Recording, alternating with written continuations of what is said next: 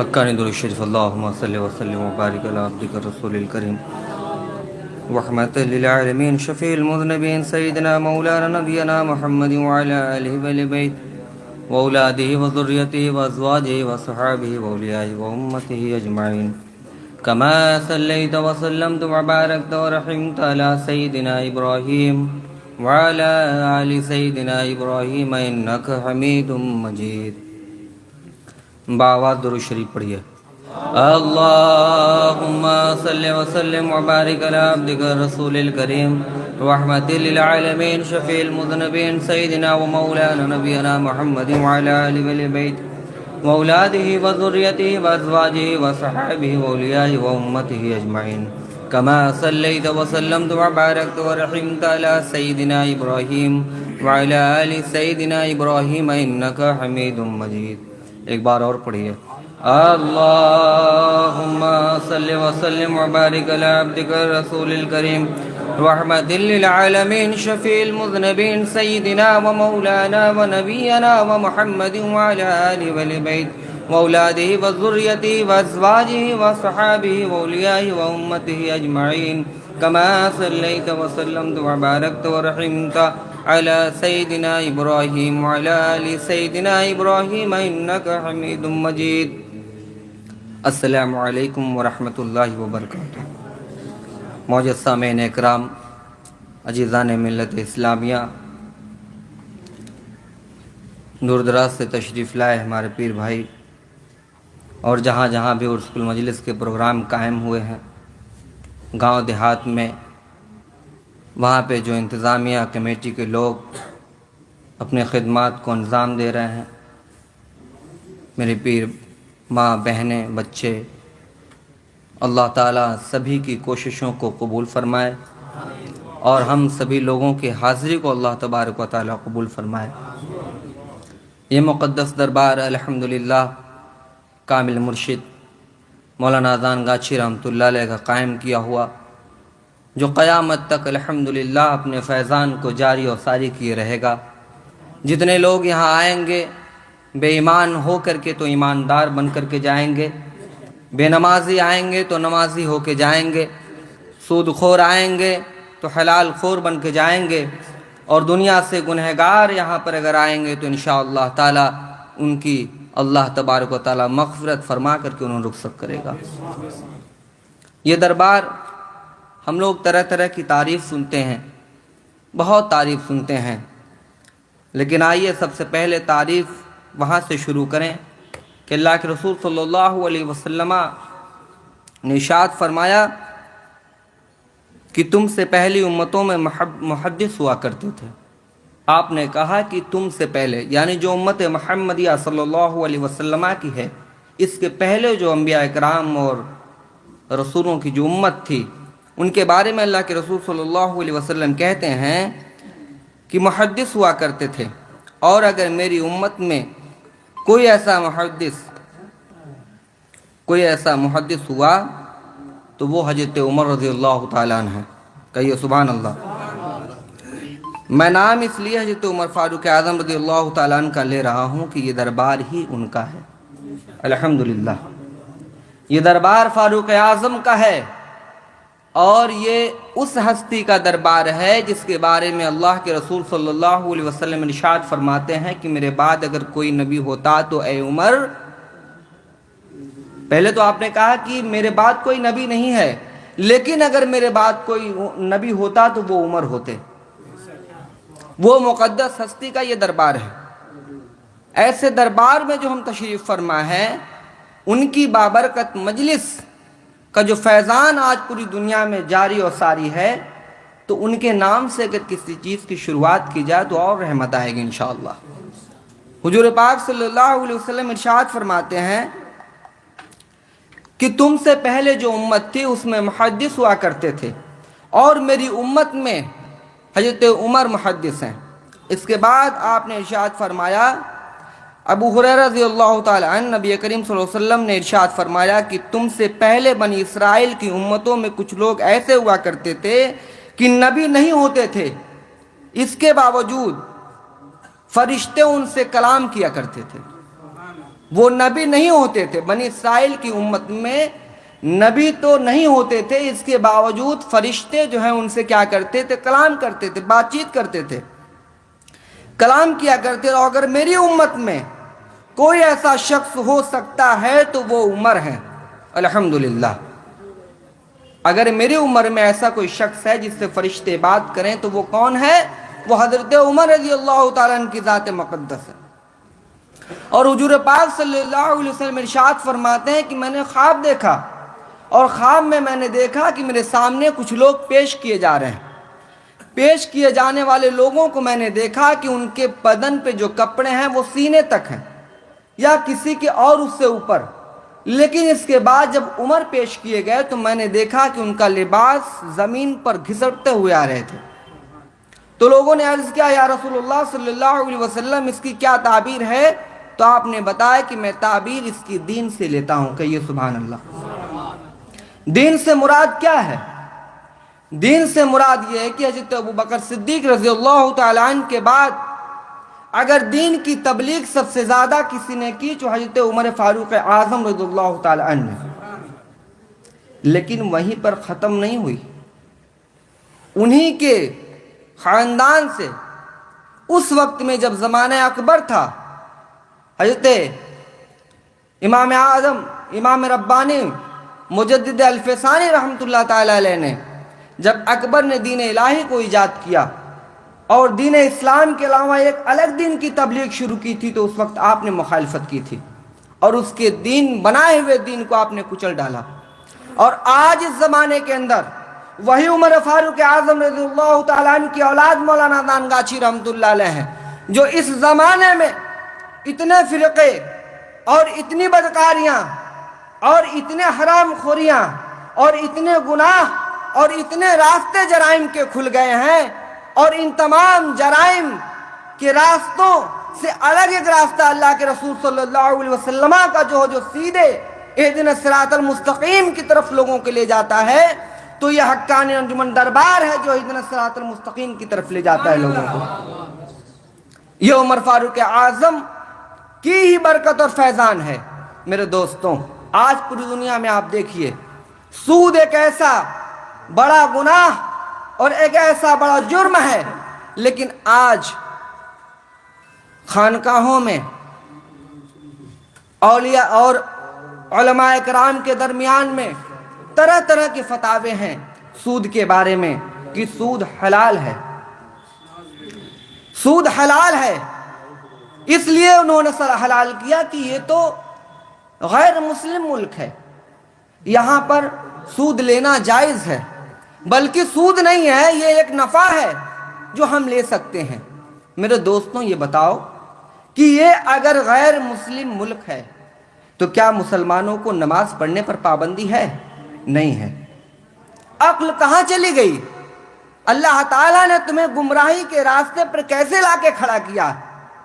اس لیے اللہ تعالیٰ نے تمہیں گمراہی کے راستے پہ لا کے کھڑا کیا کیونکہ تم نے پہلے حرام کھا لیا، اور جب حرام کھایا تم نے تو اللہ نے تمہارے دل کو سیاہ کر دیا، کالا کر دیا، اور کالے دل کی یہ خاصیت نہیں کہ وہ حق اور ناحق میں پہچان کر سکے۔ تو کیا ہوا؟ ایک زمانہ تھا، کچھ لوگ اس زمانے کے اندر ایسے تھے کہ وہ جو دعا کر دیتے تھے اللہ تبارک و تعالیٰ ان کی دعا کو فوراً قبول کر لیتا تھا۔ ایک بادشاہ جابر بادشاہ مقرر ہوا، اس نے ان کو دعوت دی، بلایا، دسترخوان لگایا اور کھانا کھلا دیا، کھا لیا انہوں نے۔ اس کے بعد اس بادشاہ نے کہا کہ اے حضرات، اب آپ جتنی چاہیں دعا اور بد دعا کریں، اللہ تعالیٰ ایک بھی آپ کی قبول نہیں کرے گا۔ وہ جابر بادشاہ نے کیا کیا تھا کہ ان متبادل لوگوں کو حرام کھلا دیا، اور جب حرام غذا ان کے جسم کے اندر گئی تو ان کا دل جو ہے اللہ کی طرف جو رجوع تھا وہ ہٹ گیا، اور ان کی ساری دعا رد ہو گئی، اللہ کے بارگاہ میں مقبولیت کے درجے کو حاصل نہ کر سکی۔ تو یہی طریقہ یہاں کے لوگوں کا آج کا ہو چکا ہے۔ لیکن یہ بتائیے کہ جب نماز پڑھنے کے لیے کوئی پابندی نہیں ہے اس ملک کے اندر، مسجد بنانے کے لیے کوئی پابندی نہیں ہے، مدرسہ کھولنے کے لیے کوئی پابندی نہیں ہے، اور اپنی تجارت اور بزنس کرنے کے لیے کوئی پابندی نہیں ہے، نکاح کرنے کی کوئی پابندی نہیں ہے، دین اسلام کی تبلیغ کرنے کی کوئی پابندی نہیں ہے، جب اسلام کے سارے ارکان کو مسلمان آزادی کے ساتھ ادا کر سکتا ہے، تو یہ بتاؤ کہ جو حرام غذا ہے، جو سود ہے، جو ربا ہے، اس سے تم خود کیوں نہیں بچنا چاہتے؟ بلکہ تو بینک نے ایک طریقہ اور نکال کے رکھا ہے، جو سیونگ اکاؤنٹ کے علاوہ کرنٹ اکاؤنٹ، بینک نے جو یہ طریقہ اختیار کیا اسی لیے کہ لوگ اگر سود نہ لینا چاہیں، انٹرسٹ نہ لینا چاہیں، بیاج نہ لینا چاہیں، تو وہ کرنٹ اکاؤنٹ کھول کر کے اس میں اپنا پیسہ رکھ سکتے ہیں۔ لیکن کیا اللہ کے رسول صلی اللہ علیہ وسلم کی حدیث مبارک ہے کہ مال اور اولاد یہ کیا ہے؟ لوگوں کو گمراہ کر دیتی ہے۔ آج اسی مال نے لوگوں کو گمراہ کر دیا۔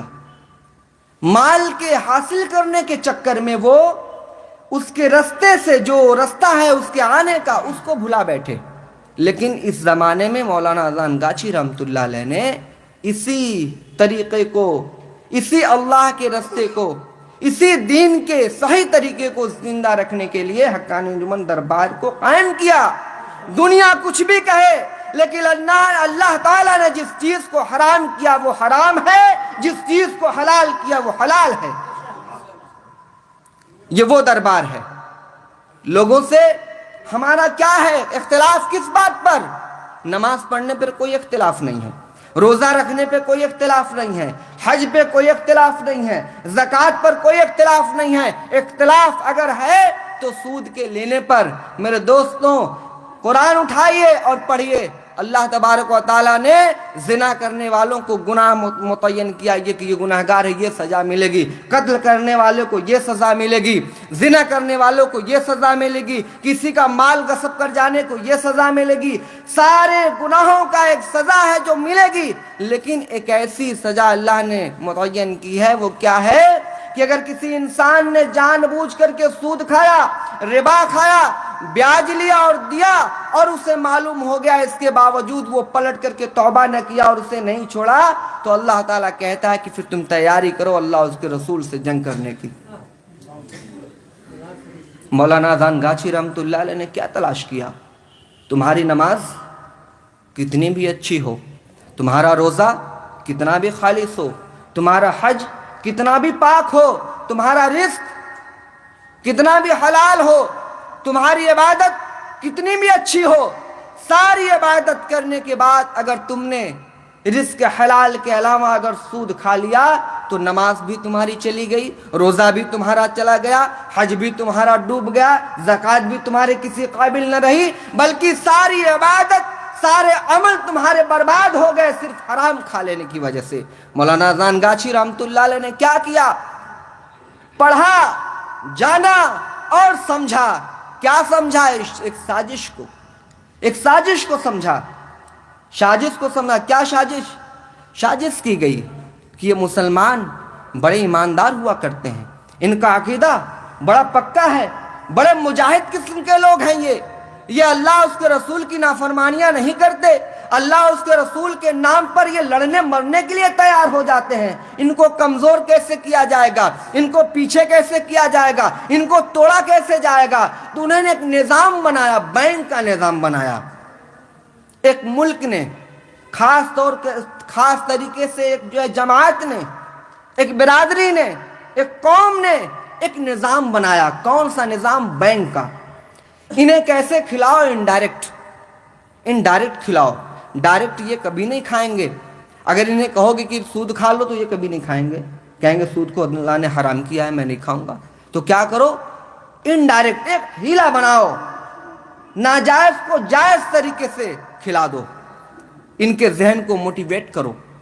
اس انتظام نے بینک کے نظام کو جب قائم کیا تو اس نے کہا انٹرسٹ ہے، یہ تو آپ کے پیسے کا ہے، آپ نے جو پیسہ دیا اسی پیسے کا ہے، آپ نے کسی کو سود پہ تھوڑی پیسہ بانٹا ہے، آپ نے تو اپنا پیسہ جمع کیا بینک کے اندر، اور جب پیسہ بینک میں آپ نے جمع کیا تو بینک نے تجارت کیا، اور تجارت کے بعد وہی آپ کے پیسے کا آپ کو نفع دے دیا۔ میرے دوستوں، غور کیجئے کہ حرام میرے مرشد کہتے ہیں کہ لاکھ لاکھ جال ہے شیطان کو پاس انسانوں کو پھنسانے کے لیے، لاکھ لاکھ جال ہے، ایک نہیں لاکھ لاکھ جال ہے مسلمان بندوں کو پھنسانے کے لیے، انہیں برباد کرنے کے لیے، انہیں گڑھے میں ڈھکیلنے کے لیے۔ آج کے اس زمانے میں شیطان نے ایک بہترین راستہ تیار کیا مسلمانوں کے دلوں کو مردہ کرنے کے لیے، ان کے اعمال کو برباد کرنے کے لیے، ان کی عبادتوں کو خاک میں ملانے کے لیے، یہاں تک کہ وہ ایمانداری شکل سے وہ نمازی ہیں، شکل سے ایماندار ہیں، شکل سے داڑھی ٹوپی والے ہیں، شکل سے شریعت مصطفیٰ کے پابند ہیں، لیکن اندر سے ان کی روح میلی ہو چکی ہے، اندر سے ان کی روح گندی ہو چکی ہے، اندر سے روح ان کی جو ہے وہ مردہ ہو چکی ہے۔ ظاہر میں تو وہ زندہ انسان دکھتے ہیں، لیکن باطن میں اللہ کے سامنے ان کا کوئی مقام نہیں۔ اس کی وجہ کیا ہے؟ اس کی وجہ صرف ایک واحد وجہ ہے کہ انہوں نے اپنے رزق کو حلال نہیں بلکہ حرام میں تبدیل کیا ہوا ہے۔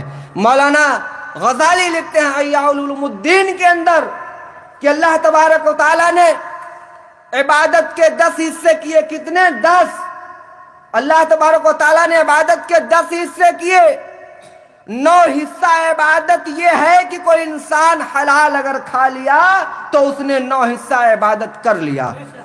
میرے دوستو، مولانا اذان گاچھی رحمت اللہ علیہ نے یہ جو قائم کیا حقانی انجمن دربار کو، ایمان نمازی کو اس کی نماز بچانے کے لیے، روزے دار کو اس کا روزہ بچانے کے لیے، زکاتی کو اس کا زکات بچانے کے لیے، حاجی کو اس کا حج بچانے کے لیے، اور نیک صالح ایماندار بندوں کی اچھی عبادت و ریاضت کو بچانے کے لیے حقانی انجمن دربار کو قائم کیا۔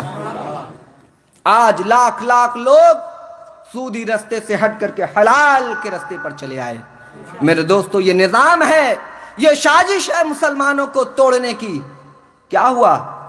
جب ایک نظام قائم ہوا بینک کا، تو عام مسلمان ان پڑھ ہے، جاہل ہے، نہیں جانتا، اتنا پڑھا لکھا نہیں ہے۔ بینک میں کھاتہ کھلوانے گیا تو سیونگ ہی کھلے گا، 500 روپے جمع کرو، کھاتہ کھل گیا، اسے کیا پتا ہے؟ 2 روپے، 4 روپے، 5 روپے، 10 روپے کر کے وہ انٹرسٹ اس کے کھاتے میں آتا رہا اور وہ کھاتا رہا، آتا رہا اور وہ کھاتا رہا۔ جیسے جیسے وہ کھاتا رہا، اللہ تعالیٰ نے اس کے دل سے اللہ اس کے رسول کی محبت کو ہٹاتا رہا۔ ایک وقت ایسا آ گیا کہ وہ مسلمان، شکل مسلمان تھا لیکن عملی طور پر وہ بد مسلمان ہو گیا، اس کا کوئی عمل، کوئی عبادت، کوئی کام اللہ کے سامنے ناقابل قبول ہو گئی۔ اور ایک وقت ایسا آ گیا کہ وہ نماز پڑھتا تھا، نماز بھی چھوڑ دیا، روزہ رکھتا تھا، روزہ بھی چھوڑ دیا، حج کرنے جاتا تھا، حج بھی چھوڑ دیا، یہاں تک کہ وہ ایک نیک عمل کرنے والے خاندان اور نسب سے ہونے کے باوجود آج وہ شکل سے مسلمان ہی نہیں نظر آتا۔ کیا وجہ ہے؟ یہ سازش کامیاب ہو گئی شیطان کی۔ اسلام اور اسلام کے ماننے والوں کو توڑنے کی سازش یہ ہے کہ صرف انہیں سود کھلاؤ۔ اگر تم انہیں سود کھلانے میں کامیاب ہو گئے تو اپنے آپ یہ اپنے پیروں کو اپنے ہی کلہاڑے سے کاٹ لیں گے، انہیں مارنے کی، کاٹنے کی اور انہیں پریشان کرنے کی کوئی ضرورت نہیں پڑے گی۔ میرے دوستو، مولانا اذان گاچھی رحمت اللہ علیہ، ہر ولی اللہ کا یہ حال ہے، یاد رکھیے گا، ہر ولی اللہ کا یہ حال ہے کہ شیطان سے ان کی دشمنی ہوا کرتی ہے، انسان سے نہیں۔ ہر ولی اللہ کی دشمنی شیطان سے ہے اور ہر مومن کی دشمنی شیطان سے ہے۔ کسی انسان سے ولی اللہ کی دشمنی نہیں ہوتی، کسی برادری سے ولی اللہ کی دشمنی نہیں ہوتی، کسی خاندان سے اولیاء اللہ کی دشمنی نہیں ہوتی، کسی نسب اور حسب سے اولیاء اللہ کی دشمنی نہیں ہوتی، بلکہ حضرت آدم علیہ السلام کا واحد اگر کوئی دشمن تھا اور ہے تو وہ شیطان مردود ہے۔ اور آج اگر آدم کی اولاد کا کوئی واحد دشمن ہے تو وہ شیطان مردود ہے، چاہے وہ جس شکل میں ہو، چاہے جس شکل میں ہو۔ کیا کیا؟ خانقاہوں میں بھی پہنچ گیا، مولانا صاحب سے فتویٰ جاری کرا دیا۔ کیا جاری کروایا؟ شیطان نے کروایا کہ حضرت جاری کریے کہ ملک ہندوستان میں بینک کے ذریعے سے حاصل کیا ہوا مال جائز ہے۔ حربی مسلمان کا ہے، یہ حربی مسلمان کا ہے۔ مال کی ذمہ داری اللہ لے کے رکھا ہے اور جان کی ذمہ داری اللہ لے کر کے رکھا ہے۔ جب تمہیں توکل اللہ ہے اور تم ہر چیز کی ذمہ داری اللہ کی طرف رکھتے ہو تو پھر مال بڑھانے کی ذمہ داری دنیا کی طرف رکھتے ہو؟ جان و مال کی ذمہ داری اللہ کے پاس اگر ہے اور مسلمانوں نے دے رکھا ہے تو جو رزق اللہ نے تمہیں حلال طریقے سے دیا وہی تمہارے لیے جائز ہے، اور اس کے علاوہ اگر کسی بھی طریقے سے کوئی مال حاصل کیا جائے تو وہ جائز نہیں بلکہ ناجائز ہے۔ اور مولانا دانگاچی رحمۃ اللہ علیہ کا جہاد قیامت تک اللہ کے رسول صلی اللہ علیہ وسلم کے مخالفین اور ان کی شریعت کے نافرمانیاں کرنے والے اور ان کی شریعت میں تبدیلیاں کرنے والوں کے ساتھ ہے، یاد رکھیے۔ اور جو بھی اس دربار میں آئے گا الحمدللہ الحمدللہ وہ پکا سچا مومن مسلمان ہو کے مرے گا دنیا سے، اللہ اسے جنتی بنا کے اٹھائے گا، اللہ اسے عابد بنا کر کے اٹھائے گا، اللہ اسے صدیق بنا کر کے اٹھائے گا، اللہ اسے شہید کا مقام دے گا۔ دنیا میں بھی جب تک زندہ رہے گا مومن مسلمان بن کر کے زندہ رہے گا، اور دنیا سے جب جائے گا تو انشاءاللہ ایماندار ہو کر کے جائے گا۔ وما علینا الا البلاغ۔ حقاً درود شریف۔